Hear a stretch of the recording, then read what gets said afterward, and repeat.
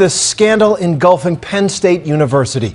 The accusations of repeated sexual assaults on children by a coach there have shocked the country.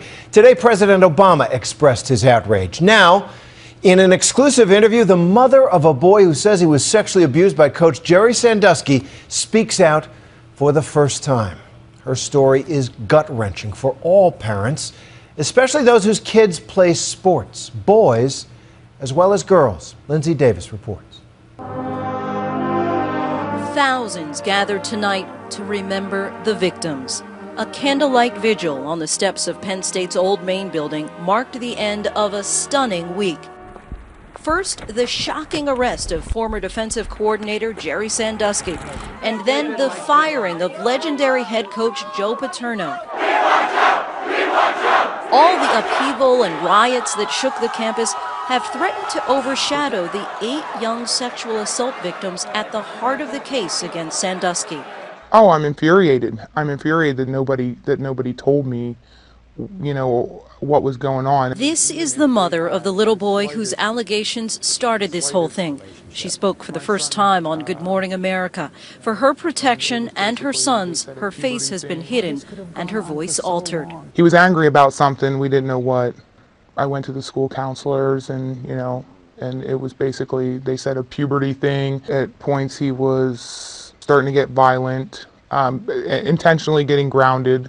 According to grand jury documents, Sandusky allegedly began taking victim number 1 to football games and gave him golf clubs, a computer, and clothes as gifts.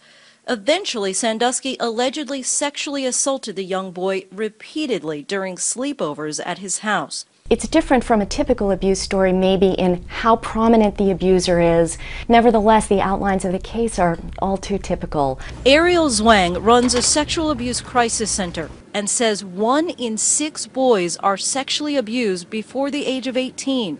90% of them by someone they know, a relative, a teacher, a coach. A coach can be a very trusted and revered authority figure in a child's life. Athletic attainment can be what causes a child to blossom, can get them access to a college education.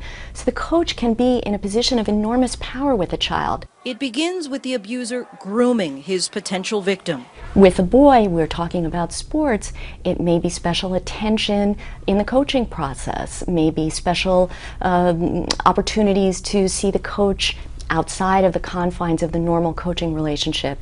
It might even be special favors in terms of how much playing time someone might get. And many of them don't speak up about it. The most common emotion that a child may feel when thinking about disclosing abuse is shame.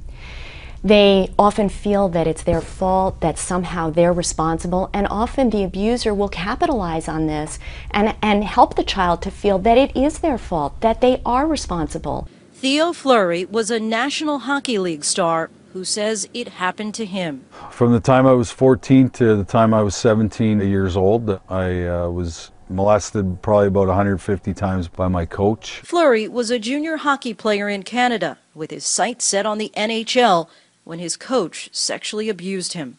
400 miles away from home, this guy was everything to me. He was my dad, he was my mom, he was paying for everything for me. He basically at that point had convinced me that the only way that I was going to make it to the NHL was through him and being with him. And like many other abuse victims, he kept what happened to himself. You just don't have the faculty to be able to deal with it. Plus, who am I going to talk to? I have nobody to talk to.